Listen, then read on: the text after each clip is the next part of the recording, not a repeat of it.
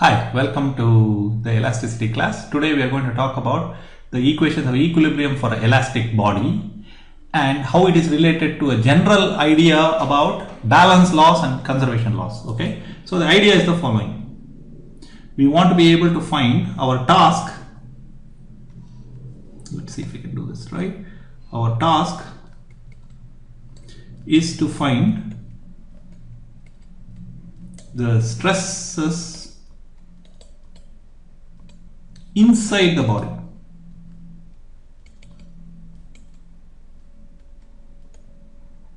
You know, last time when we looked at foot stresses and things like that, we had some idea what happens on the boundary.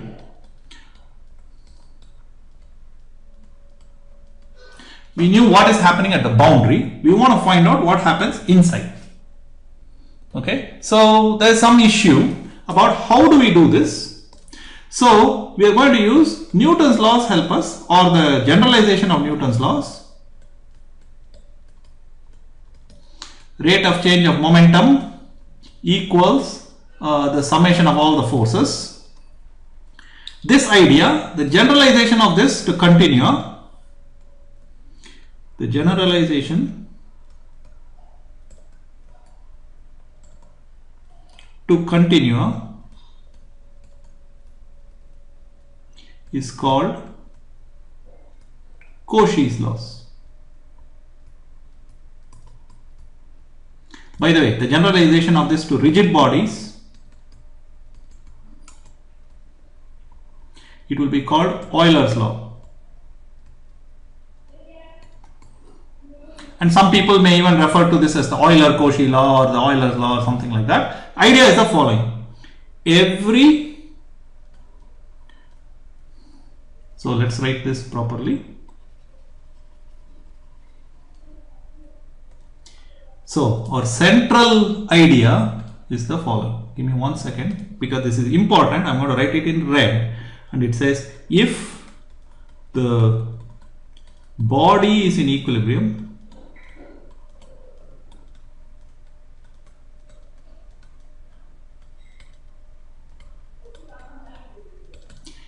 every portion of the body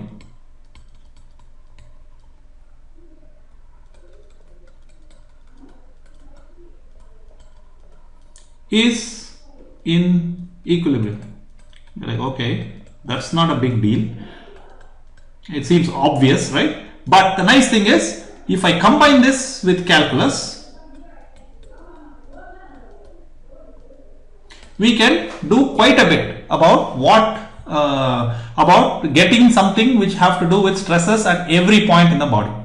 So the idea is the following. So here is the body, and I have applied some forces to the surface of the body. When I draw these arrows, that means I have specified the traction vector, which is Tnx, Tny, Tnz on the boundary. This is specified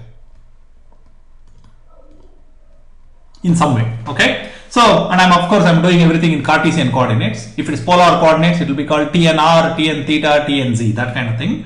But I have specified this in Cartesian coordinates. Very good. So now what about inside? So what I'm going to do is I am going to take this whole body and break it up into rectangular pieces.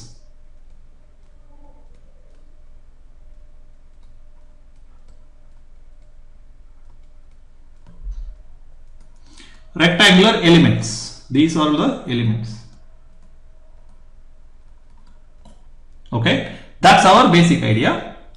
And once you break it into rectangular elements, I'll go back to my original color.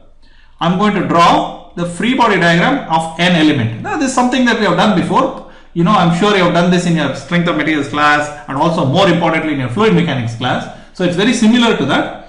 So I'm going to draw FBD of a chunk. So here is a chunk. I'm going to draw it fairly large, and I'm going to do first in 2D and then we'll worry about it in 3D. So here is the chunk.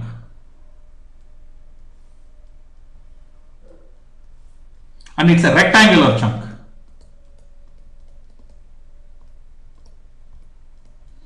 So this length is delta x, that length is delta y, and then there are forces on it. So that vector, remember, so this is my x and y coordinate, so I'm going to write that in red. Sorry. Y and x, so that we know which way is which. So now this will be called sigma. The phase is the y phase, the direction is the x direction. This one will be called sigma, the phase is the y phase, the direction is the y. This one will be called sigma. So we will, this corner is going to be called xy. The location, actual coordinate system is here, and this location is x, y. So this location will be x plus delta x, y. So this will be sigma x comma y plus delta y. This will be x comma y plus delta y. This will be, so I'm going to erase some of this so that it makes our life easier. So for this particular purpose,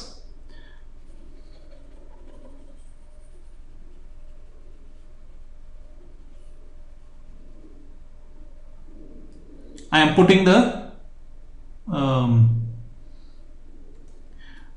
this corner as my coordinate, and everything is measured from there. Okay, so then this one will be called sigma xy, x plus delta x comma y, and then there is a force here which is sigma xx, x plus delta x comma y.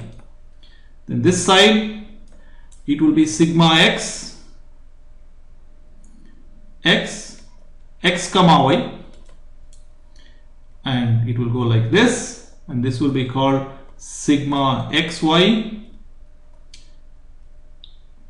x comma y, and then this phase I have sigma yy, x comma y, and this phase it will go like that, and it will be sigma yy, sigma yx, x comma y. And to make our life easier, I'm going to draw all the horizontal forces in blue. Notice all these forces per unit area are in blue.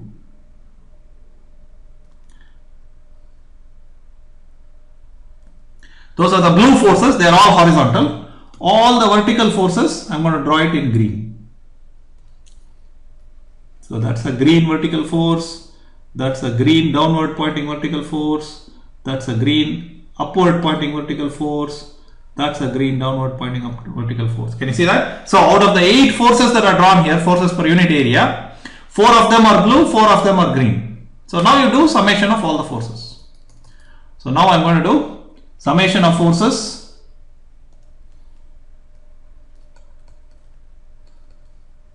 Forces in the x direction, this way positive, will give me, let's see, sigma xx, x plus delta x comma y minus sigma xx, x comma y times the area will be delta y times 1, that's the area,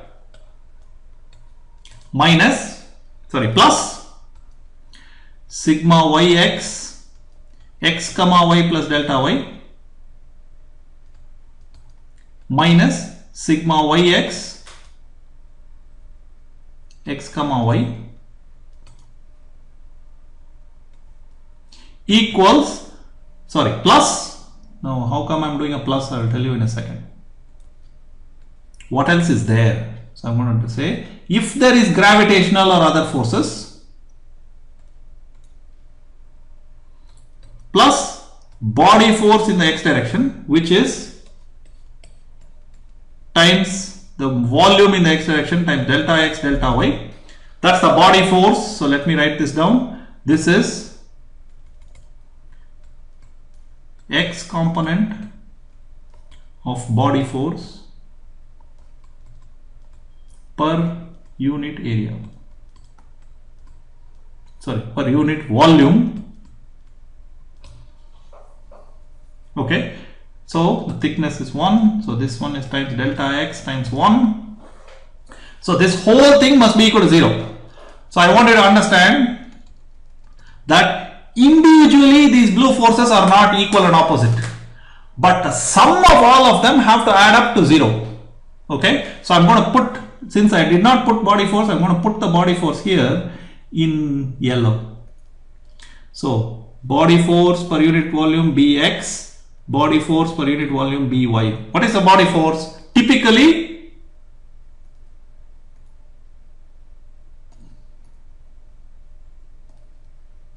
these body forces are typically gravity, electrostatics, or magnetostatic.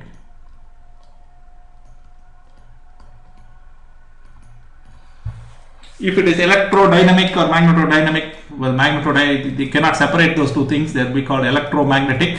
Then you have to do something much more complicated. So we are avoiding those things. So now, very easy. So now you do calculus, which is Taylor series.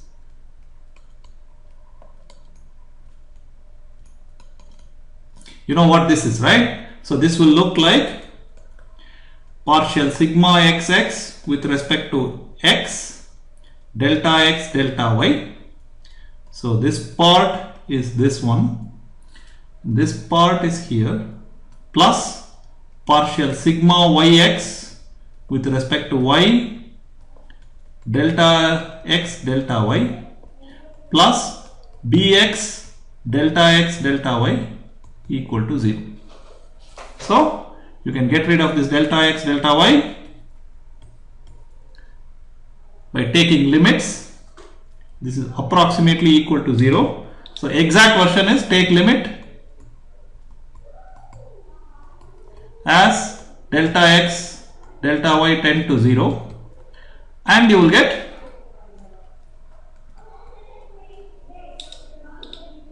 d sigma x dx plus d sigma yx dy plus bx equal to 0. If you are good at pattern recognition, and this will be a good homework for you to try out, do the same thing for the green forces. So I will just write down the answer and you will have to figure out how to do this for the green forces. I'm going to put this dark green. So I'm going to say sum of all the forces in the y direction, Fy summation equal to 0. You know what this symbol means, right? It means upward positive. So if you do that, you will get the corresponding version for the y forces. And I'm going to write down the answer. You should get partial sigma xy dx plus partial sigma yy dy plus by equal to 0. Got it, right? And you can do pattern recognition.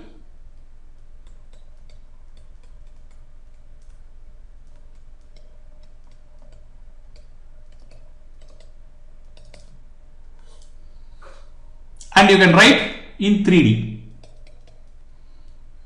You will get partial sigma xx with respect to x plus partial sigma yx with respect to y plus partial sigma zx, did you expect that, with respect to z plus bx equal to 0, because now there will be not 4 but 6 blue forces.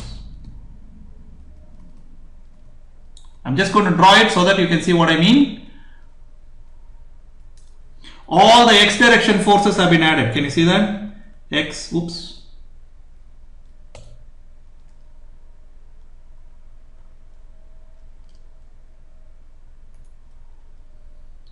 The x direction forces have been added. This is on the x phase x direction, y phase x direction, z phase x direction. That's how we are doing. Okay. So I wanted to understand that that's how it works. You can do the next one. So if you draw a cube, I'll just draw it and you will see. I'm just going to draw the blue forces. So this is the x direction. So sigma xx is here. Then there will be sigma yx. Sorry, sigma yx will be here.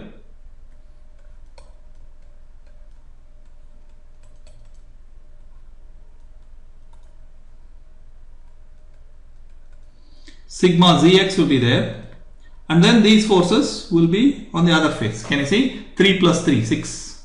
Those will give me these guys.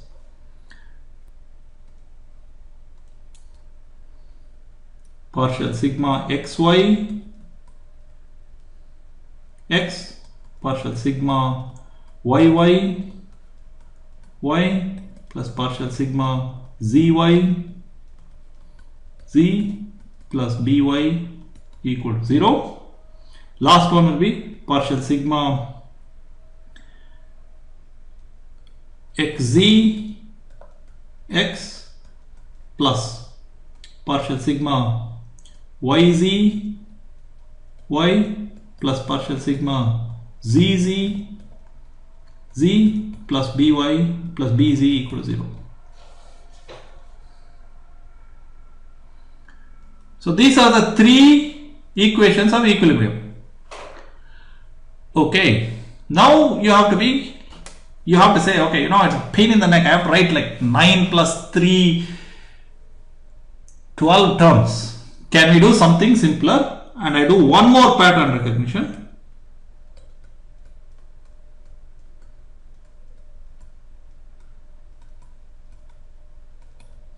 And I'm going to write this in a very convenient way as sigma ij comma I plus bj equal to 0. Look at how compact it is. Index notation. If you expand it out, you will see you will get back the three equations. Can you see? Free index j and dummy I. So if you expand it, you will get it. You can do even nicer. Next pattern recognition.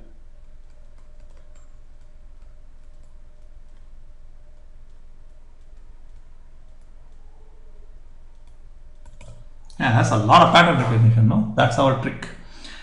Turns out to be, I can write this as divergence of sigma transpose plus b equal to 0. Look at that. So we got a divergence term, and this is not accidental. If we had thought of it in a slightly different way, we would have got directly the divergence term. So it tells you divergence of sigma transpose plus b equal to 0. Why sigma transpose?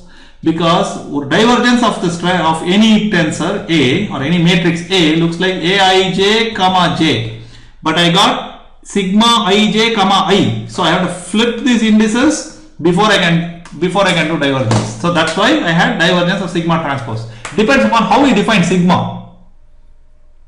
If I put force the face instead of face the force, it will work the opposite way.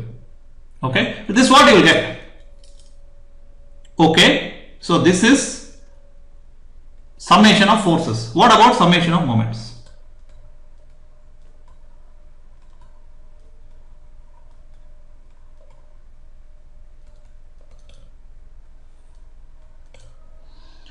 So you look at this thing.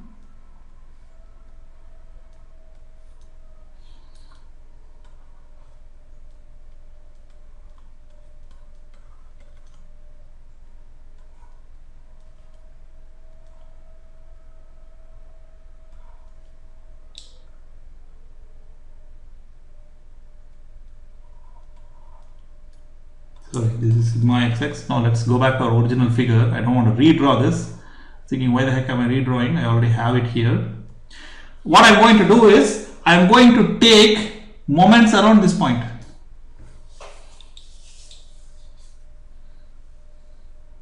See what I mean? It's a very clever point to take moments around for a number of reasons. First, by, bx go through that point. So they will not have any moments.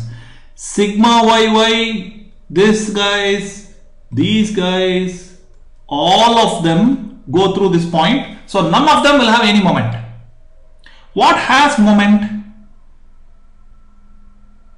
This,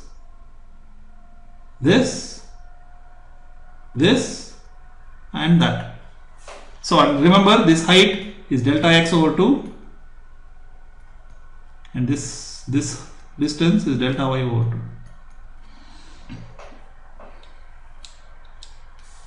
So if you do that, you will see that if I take moments around the clockwise direction, I will get the following result. So I'm going to only draw the shear forces, because the normal forces don't have any moment, and I'm not going to draw any body force. That's why I wanted to make it simpler. Okay.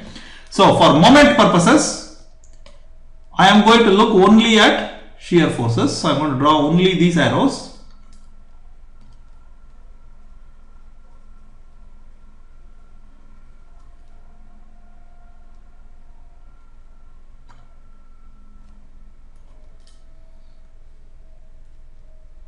Sigma yx,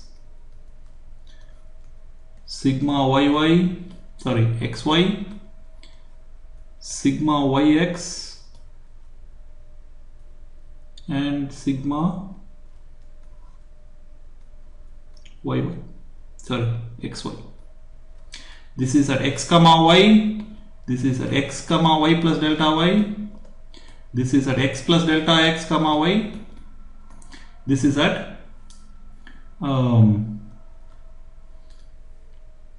x comma y. So I'm going to take moments around this point. This height is delta x, sorry, delta y.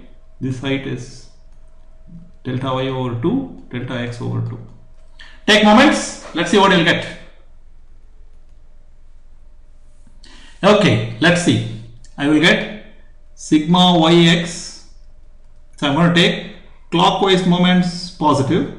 Why? Because I just feel like it. If you want, I can take counterclockwise moments positive. You'll get the same answer. Sigma yx, x plus delta x, sorry, x comma y plus delta y, times delta y over 2, minus, you do that, you'll get sigma yx, x comma y, sorry, plus sigma yx, x comma y, let's erase this. I don't know whether you can see there are two clockwise and two counterclockwise. That's what I'm trying to do. You know what I mean? These two are clockwise, these two, so these two go clockwise, these two go counterclockwise. Right? So I'll get this plus this, delta y over 2 minus sigma xy, x comma x plus delta x comma y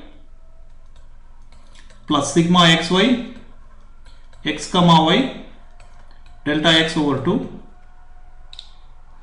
The sum of these two things must be 0 because there is nothing else. So this immediately gives us, take limit as delta x, times delta x. The forces, don't forget, this is the force, this is the momentum.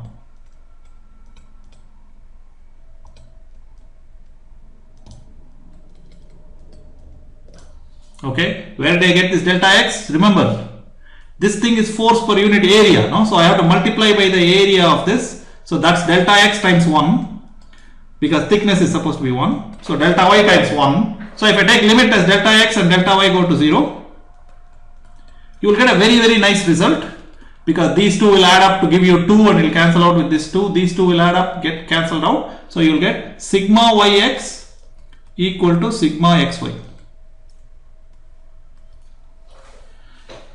So pattern recognition, sigma yz equal to sigma zy, sigma xz equal to sigma zx. Sigma matrix is symmetric That means sigma is sigma transpose. So my equations of equilibrium can also be written div sigma transpose plus B was equal to 0.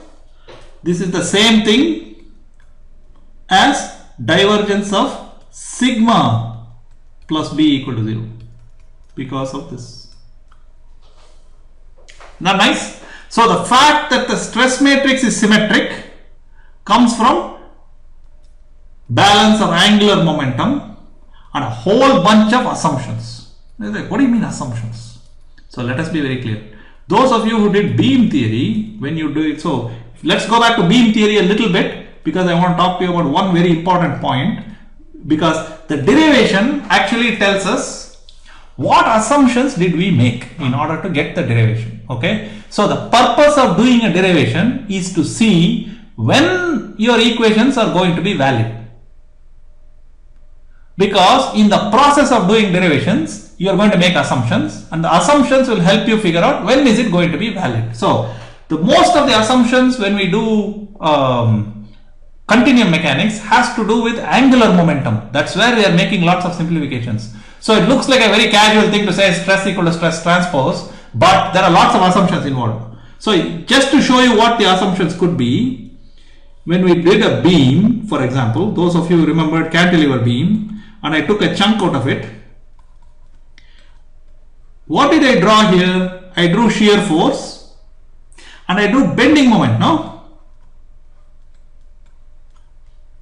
Right? You remember this? And then you got dm dx equal to v and all this stuff. dv dx equal to q.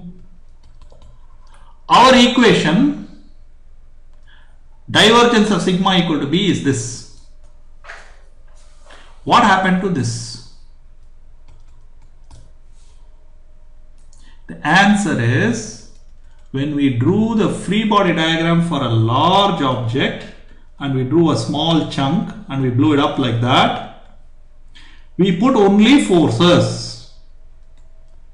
Shear force, normal force, no couples. What do I mean by couple? That is, I am not including what are called no couple stress.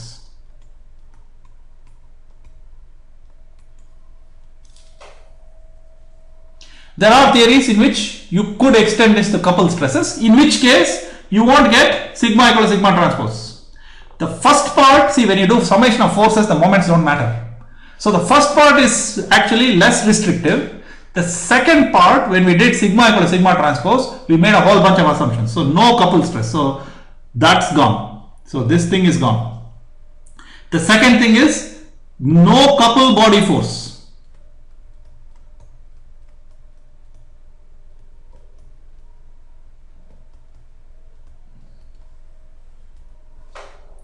And you're wondering, where will I get couple body force? When you're doing electrostatics, I'm sure you've heard of this thing called dipole moment. Know what I mean? And when you apply an electric field to a body which has dipole moment, it will create couple forces. That is, it will create a dipole. And so this comes in many cases where there are no, so we are assuming no dipole type of stuff.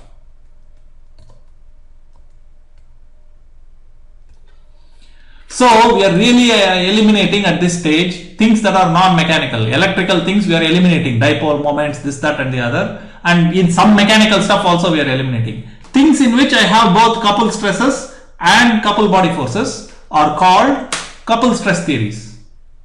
And they have some special applications. They are not as widely applicable as this one, but it is quite a useful theory in some special cases.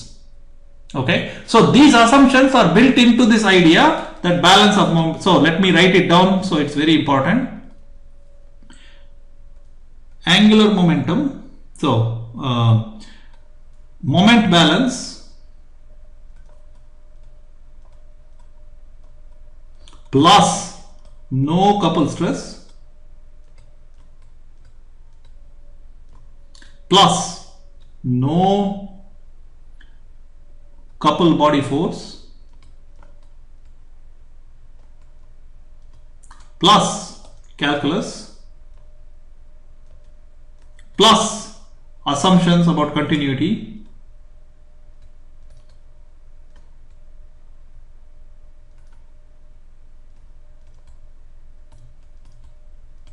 equals or gives rise to sigma equal to sigma transpose.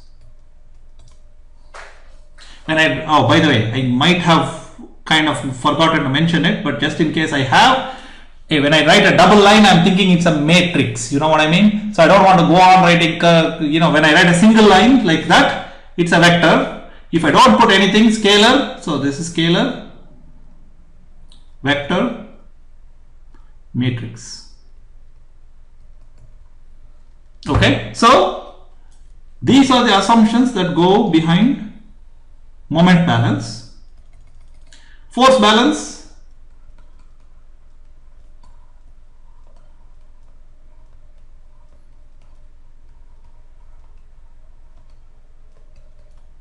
assumptions about continuity,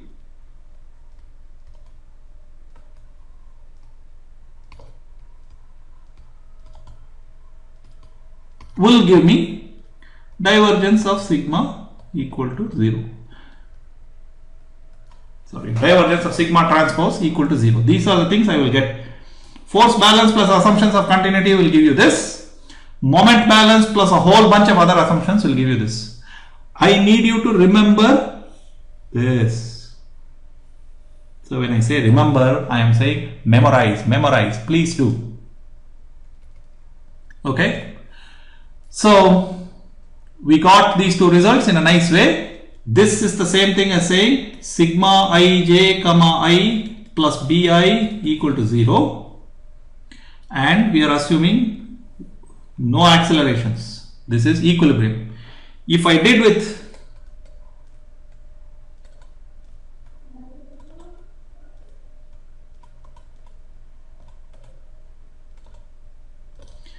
if I did it with accelerations, same result, you will get slightly different. You will get sigma ij comma j plus bi plus rho d squared u dt squared, sorry, equals rho d squared u dt squared. This is acceleration, and this is mass per unit current volume. That means this is not the original mass. So let me write it now. Not original density,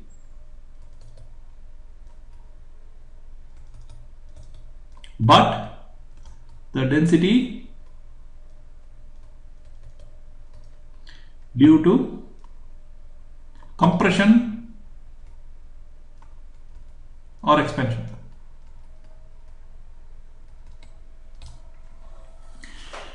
And for this, I have to say,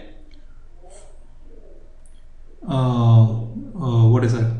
Newton's laws or Euler's laws plus conservation of mass plus calculus plus continuity will give me this. So let me write it correctly.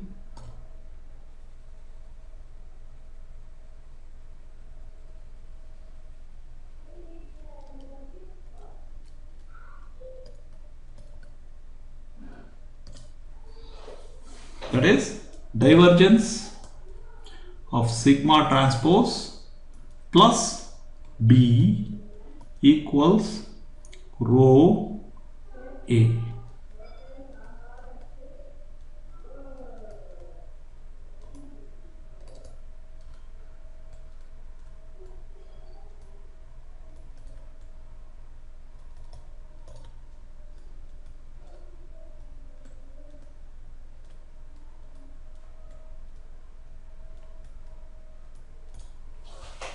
That's the basic result. Okay, thank you.